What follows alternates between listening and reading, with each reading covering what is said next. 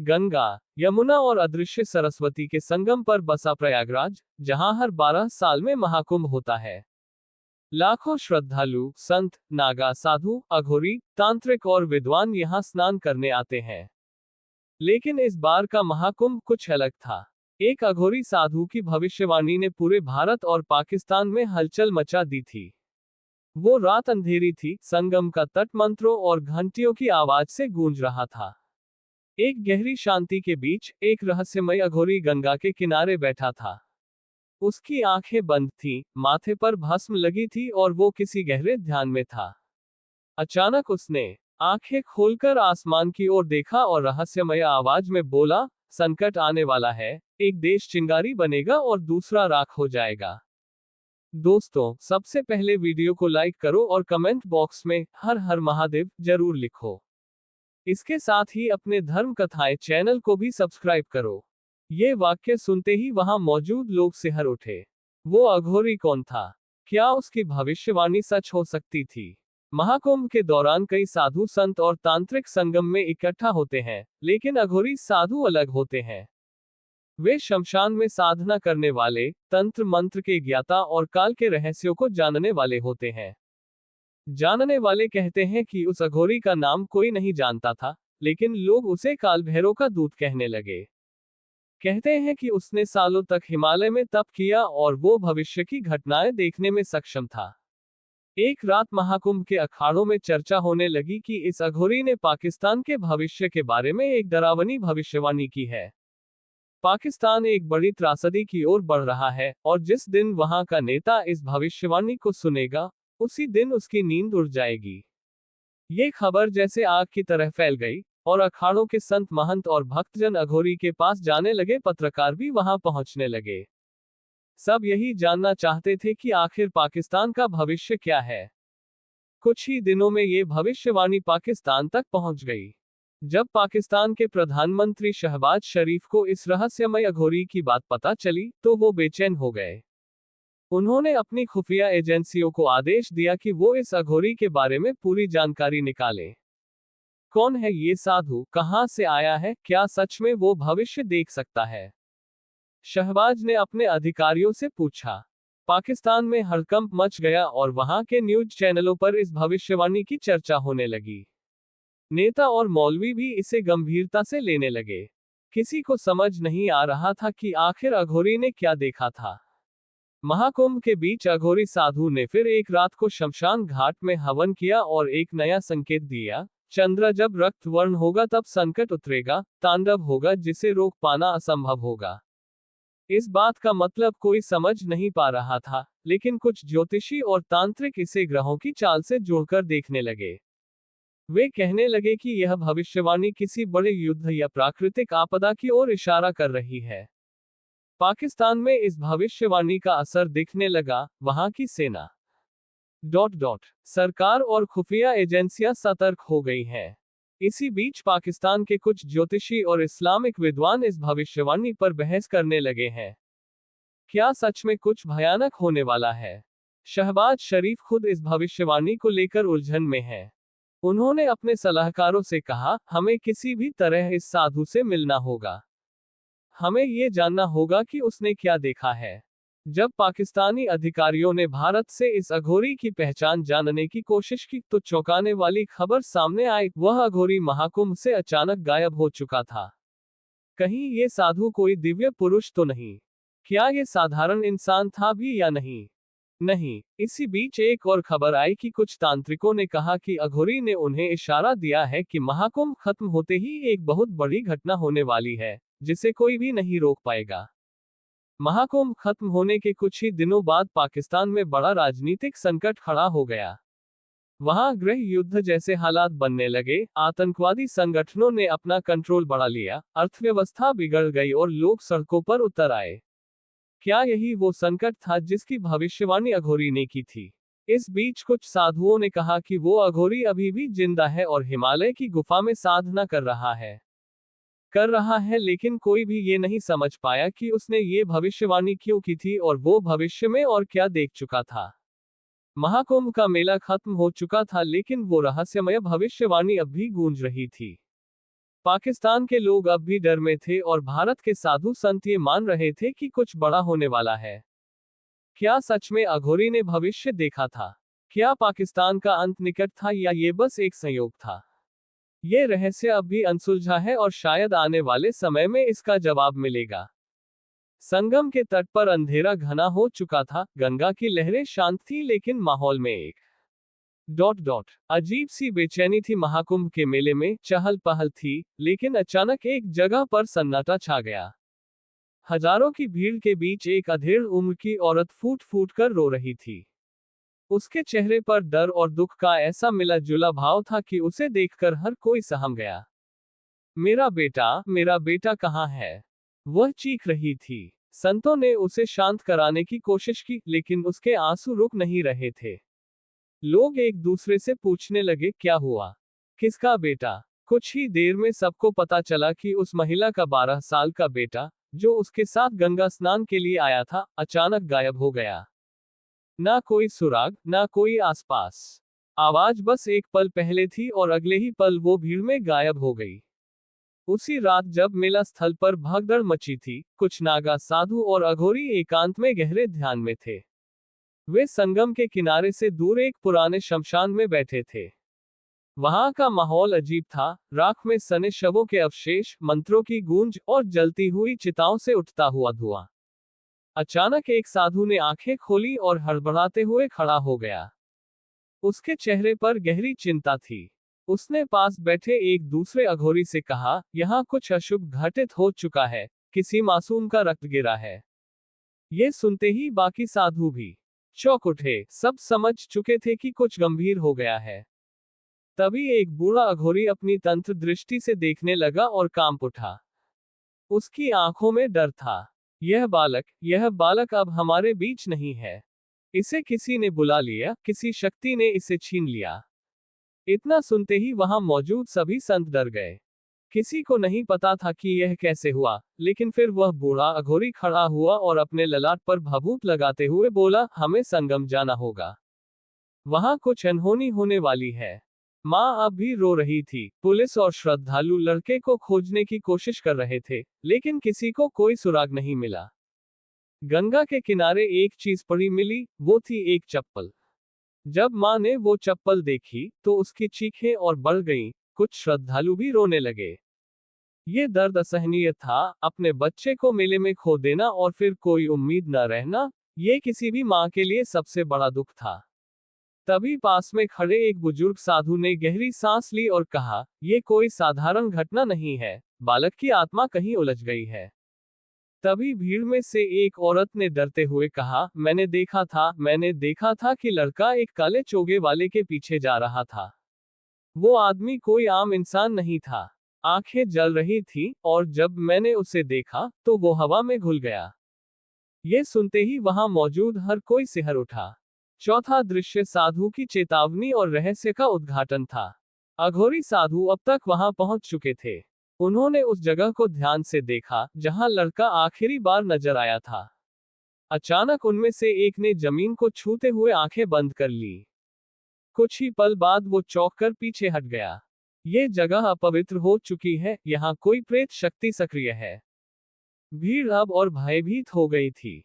लोग सोच रहे थे कि आखिर यह किसका काम हो सकता है। इतने में वही बूढ़ा अघोरी उठा और कांपते हुए आवाज में कहा, ये कोई अघोरी साधना का खेल नहीं है, ये कोई साधारण आत्मा नहीं है, ये काल के परे की कोई शक्ति है। तभी संगम की लहरों में हलचल मच गई। पानी में अचानक एक अनजान छाया तैरती हुई दिखी। कुछ ही पलों में वो छाया एक आकृति में बदल गई, लंबे बाल, लाल जलती हुई आंखें और राख से सना हुआ चेहरा। भीड़ में से कोई चिल्लाया, वह कौन है? ये इंसान है या कुछ और तभी वो आकृति मुस्कुराए और धीमी आवाज में कहा, अभी तो ये शुरुआत है। अगला नाम लिया गया, साधु और अघोरी। अभी लोग इस घटना को समझ भी नहीं पाए थे कि भीड़ में एक औरत गिर पड़ी। उसने अपने गले को कसकर पकड़ लिया जैसे कोई उद्धरण चिन्ह। उसे घोंटते हुए उसके मुंह से अजीब आवाजें निकलने लगी। अघोरी साधु तुरंत आगे बढ़े और मंत्र पढ़ने लगे, लेकिन वो औरत अचानक बेहोश हो गई। जब उसे होश आया, तो उसने जो कहा वो सबको चौंका दिया। मेरे सपने में एक अजनबी आता है, वो मुझे जलते हुए शहर दिखाता है। मैं देखती हूँ कि वहां आग लगी हुई है और फिर मैं एक नाम सुनती हूँ। साधु ने उत्सुकता से पूछा, क्या नाम सुना? उसने कांपते हुए जवाब दिया, शाहबाज शरीफ। इस नाम को सुनते ही वहां खड़े सभी लोग हैरान रह गए, क्योंकि ये नाम तो पाकिस्तान के प्रधानमंत्री का था। गंगा की लहरों में ठंडक थी, लेकिन संगम के घाट पर एक माँ की आंखों से आंसू बह रहे थे, लेकिन वो खुद ये महसूस नहीं कर पा रही थी। रात का सन्नाटा गहरा होने लगा था, लेकिन उसकी चीखें अब भी लोक में खींचा जा चुका है। उसकी यह बात सुनकर वहां खड़े लोग सिहर उठे। कौन सी शक्ति थी जो किसी को इस संसार से खींच सकती थी? रात और गहरी हो चुकी थी, घाट पर फैली भीड़ अब शांत थी। हर कोई बस ये सोच रहा था कि आगे क्या होगा। तभी गंगा की लहरों में हलचल हुई। पहले तो लगा कि यह बस एक सामान्य जलधारा है, लेकिन कुछ ही क्षणों में वहां एक आकृति दिखने लगी। किसी ने चिल्लाकर कहा, देखो, पानी में कोई है। सभी की आंखें गंगा की ओर उठ गई। पानी में एक काली छाया दिख रही थी, धीरे धीरे ऊपर उठ रही थी। उसकी आंखें सुर्ख थी, उसके बाल गीले और उलझे हुए थे। भीड़ भयभीत होकर पीछे हटने लगी। कुछ संतों ने मंत्रों का जाप शुरू कर दिया, लेकिन वह आकृति धीरे धीरे आगे बढ़ रही थी। तभी एक अघोरी साधु ने जोर से चिल्लाया, यह आत्मा नहीं है, ये किसी बड़ी शक्ति का दूत है। इतना कहते ही वह आकृति पानी से बाहर आ गई और जब लोगों ने उसका चेहरा देखा तो उनके पैरों तले जमीन खिसक गई। वह कोई और नहीं बल्कि वही लापता लड़का था, लेकिन उसकी आंखों में जीवन नहीं था। वह सीधा अपनी मां के सामने खड़ा था, लेकिन वह अब कोई इंसान नहीं लग रहा था। तीसरा दृश्य मां का क्रंदन और असहनीय पीड़ा। मां भागकर अपने बेटे के पास पहुंची। उसने अपने कांपते हाथों से उसे छूने की कोशिश की, लेकिन जैसे ही उसकी उंगलियां उसके बेटे के चेहरे तक पहुंची, वह लड़का अचानक जोर से चीख पड़ा, मां, मुझे बचा लो, मुझे यहां से निकालो। और फिर अगले ही पल वह जमीन पर गिर पड़ा। उसके शरीर से पानी टपक रहा था, लेकिन उसकी सांसें अब भी चल रही थी। मां उसे सीने से लगाकर रोने लगी, बेटा तुम कहां थे? कौन तुम्हें ले गया था? लड़के के होठ कांप रहे थे। वह कुछ कहना चाहता था, लेकिन उसके मुंह से कोई आवाज नहीं निकली। वह बस अपनी मां की बाहों में कांप रहा था। वहां खड़े लोग भी आंखों में आंसू लिए ये दृश्य देख रहे थे। इतने में एक नागा साधु आगे बढ़ा और लड़के के माथे पर भभूत लगाते हुए कहा, बेटे बोलो, तुम्हें कहां ले जाया गया था? लड़के ने कांपती आवाज में जवाब दिया, मुझे एक अंधेरी जगह ले जाया गया था। वहां कई लोग थे, लेकिन वे इंसान नहीं थे। उनके चेहरे काले थे, उनकी आंखों में आग जल रही थी और उन्होंने मुझसे एक नाम बार बार दोहराने को कहा। संतों ने पूछा, क्या नाम? लड़के ने धीमी आवाज में कहा, शहबाज, शहबाज शरीफ। ये नाम सुनते ही वहां खड़े लोग फिर से स्तब्ध रह गए। पाकिस्तान के प्रधानमंत्री का इस लड़के से क्या संबंध? वृद्ध अघोरी ने गहरी सांस ली और जमीन पर एक लकीर खींचते हुए कहा, यह कोई साधारण घटना नहीं है, ये संकेत है कि दुनिया में एक बड़ा संकट आने वाला है और इसकी जड़ें पाकिस्तान में छिपी है। तभी लड़का अचानक जोर से चीख पड़ा। उसके शरीर पर रहस्यमय चिन्ह उभरने लगे, अंग्रेजी और संस्कृत के अक्षरों से बने कुछ शब्द जिन्हें कोई समझ नहीं पा रहा था। एक नागा साधु ने उस चिन्ह को देखकर कहते हुए कहा, यह संकेत है महाप्रलय का। ये किसी आम बच्चे के शरीर पर नहीं आ सकता, ये देवताओं और असुरों के युद्ध का संदेश है। इतने में गंगा की लहरें फिर से अशांत हो गई। हवा तेज चलने लगी और ऐसा लगा जैसे पूरी प्रकृति इस घटना पर प्रतिक्रिया दे रही हो। तभी घाट के पास खड़े एक वृद्ध बाबा ने गहरी आवाज में कहा, अब हमें एक और संकेत मिलेगा। अगला शिकार अब भी जीवित है, लेकिन उसकी आत्मा बंध चुकी है। लोगों ने डरते हुए पूछा, कौन? बाबा ने धीरे से जवाब दिया, जो इस लड़के को खोज रहा था, वह खुद अब संकट में है। और तभी दूर से एक चीख सुनाई दी। जब सभी वहां पहुंचे तो उन्होंने देखा, पंडाल के पास खड़े एक पुलिस अधिकारी की आंखें सफेद हो चुकी थी, उसके मुंह से झाग निकल रहा था और वह जमीन पर कांप रहा था। गंगा के पवित्र जल में एक मां अपने बेटे को गोद में लिए बैठी थी, उसकी आंखों में आंसू थमने का नाम नहीं ले रहे थे। उसका बेटा वापस आ चुका था, लेकिन उसकी आंखों में अब भी वही डर समाया हुआ था। बेटा, तुम्हें किसने बुलाया था? कौन थे वे लोग? मां ने लड़खड़ा आवाज में पूछा। लड़के के होंठ कांप रहे थे, जैसे कुछ कहना चाहता हो, लेकिन आवाज भीतर ही दब गई। उसने बस अपनी मां की गोद में सिर रख दिया। उसकी सांसें तेज चल रही थी और शरीर ठंडा पड़ रहा था। मां ने चिल्लाकर साधुओं से कहा, कृपा करके इसे बचाए, इसे कुछ हो गया तो मैं भी जी नहीं पाऊंगी। अघोरी संतों ने लड़के के माथे पर भभूत लगाई, मंत्रों का जाप किया, लेकिन लड़का अब भी निर्जीव सा पड़ा था। चारों ओर भय और पीड़ा का वातावरण था। दूसरा दृश्य, जलती हुई आंखें और एक भयानक संकेत। तभी संगम की लहरों में हलचल हुई। पूरा वातावरण अचानक ठंडा हो गया। आसमान में घने बादल छा गए और एक अजीब सी गूंज सुनाई देने लगी। भीड़ में से किसी ने घबराकर कहा, ये क्या हो रहा है? अचानक लड़का जोर से चीख पड़ा। उसकी आंखें खुल गई और वे अब सामान्य नहीं थी, वे जल रही थी। वह आ रही है, वह आ रही है। लड़के की कपाती आवाज गूंजी। साधु और संत हैरान थे। उन्होंने लड़के से पूछा, कौन आ रही है? लड़के ने कांपते हुए धीरे से कहा, प्रीत योगिनी। यह सुनते ही चारों ओर एक अजीब सा सन्नाटा छा गया। साधु और अघोरी भयभीत हो गए। ये नाम उन्होंने वर्षों से नहीं सुना था, लेकिन वे जानते थे कि यह किसी सामान्य आत्मा का नाम नहीं था। तभी हवा में हलचल हुई। एक काले वस्त्र में लिपटी आकृति धीरे धीरे प्रकट होने लगी। उसकी आंखें जल रही थी, उसके लंबे बाल हवा में लहरा रहे थे और उसके चेहरे पर एक भयावह मुस्कान थी। भीड़ में कोई चिल्लाया, ये कोई इंसान नहीं है। प्रतियोगिनी की आंखों से एक रहस्यमय प्रकाश फूटा। वह धीरे धीरे लड़के की ओर बढ़ने लगी। मेरा कार्य अभी समाप्त नहीं हुआ, मुझे और आत्माएं चाहिए, उसकी आवाज गूंजी। साधु मंत्रोच्चार करने लगे, लेकिन कुछ भी असर नहीं कर रहा था।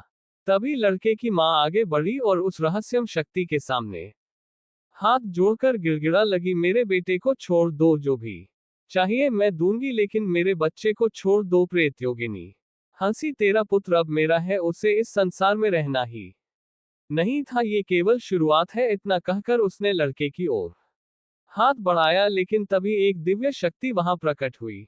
दोस्तों, सबसे पहले वीडियो लाइक कीजिए और कमेंट बॉक्स में हर हर महादेव जरूर लिखिए। इसके साथ ही आपके अपन धर्म कथाएं चैनल को भी सब्सक्राइब कीजिए। अचानक एक आवाज गूंजी, रुको। भीड़ में से एक अघोरी आगे बढ़ा। उसकी आंखें लाल थी और उसका शरीर ऊर्जा से दमक रहा था। प्रेत योगिनी, तेरा अस्तित्व समाप्त होने का समय आ गया है। ये कहते ही उसने जमीन पर त्रिशूल मारा। जमीन कांप उठी और गंगा की लहरें उग्र हो गई। प्रेत योगिनी पीछे हट गई। उसकी आंखों में भय था। उसने कांपते हुए कहा, तू कौन है? अघोरी ने मुस्कुरा कर कहा, मैं वही हूं जिसे तूने सदियों पहले हराने की कोशिश की थी, और मैं अब तुझे मुक्त करने आया हूं। भीड़ हैरान थी, कौन था यह अघोरी? लेकिन इससे पहले कि कोई कुछ समझ पाता, अघोरी ने एक और रहस्यमयी बात कही, तेरा खेल खत्म हो चुका है, लेकिन ये संकट अभी टला नहीं। शहबाज शरीफ का अभिशाप अभी बाकी है। महाकुंभ में जो हो रहा था, उससे अनजान पाकिस्तान में भी अजीब घटनाएं घट रही थी। इस्लामाबाद के राष्ट्रपति भवन में अचानक हड़कंप मच गया। प्रधानमंत्री शहबाज शरीफ अपने कार्यालय में बैठे थे जब अचानक बिजली चली गई। उनकी मेज पर रखा पानी का गिलास खुद बखुदा शरीफ का चेहरा पीला पड़ गया। उन्होंने कहते हुए अपने सुरक्षा अधिकारी से पूछा, ये क्या हो रहा है? तभी टेलीविजन स्क्रीन अपने आप चालू हो गया। उसमें कोई समाचार चैनल नहीं था, बल्कि एक भयानक आवाज गूंज रही थी। अघोरी ने चेतावनी दी थी, महाकुंभ की शक्ति जा गई है और अब पाकिस्तान का भाग्य तय होने वाला है। शहबाज शरीफ भयभीत होकर पीछे हटे। उसी समय महाकुंभ में वह अघोरी आसमान की ओर देखकर बुदबुदा रहा था। अगला संकेत मिल चुका है, लेकिन ये केवल शुरुआत थी। जो होने वाला है उसे कोई रोक नहीं सकता।